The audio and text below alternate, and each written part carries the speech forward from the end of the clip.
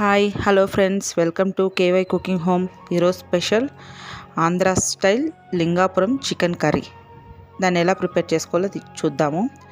ఒక 2 tomatoes, 2 onions, కొంచెం పచ్చిమిర్చి, చెక్క, లవంగం, కొద్దిగా గసగసాలు వేసి బాగా మిక్సీ పట్టుకోండి. కుక్కర్ పెట్టుకొని అందులో ఆయిల్ వేసుకొని కరివేపాకు, లింగాపురం కోడిని వాష్ చేసుకుంటారు కదా అది, కొద్దిగా పసుపు, తగినంత ఉప్పు వేసి బాగా మిక్స్ చేసి కొద్దిసేపు మూత పెట్టి అలాగే ఫ్రై చేయండి. కొంచెం జింజర్ గార్లిక్ పేస్ట్,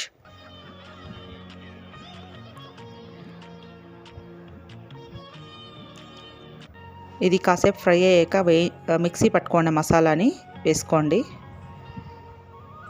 2 స్పూన్స్ కారం, 1 స్పూన్ ధనియా పౌడర్,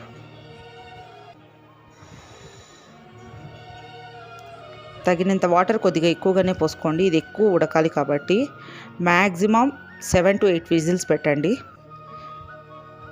అందులో గుడ్లు ఉంటాయి, వాటిని లాస్ట్లో వేసుకొని ఇలా ఒక 5 minutes బాయిల్ చేసుకుంటే చాలు. ఇందులోకి రాగి సంగటి చాలా బాగుంటుంది. Lingapuram chicken curry ready.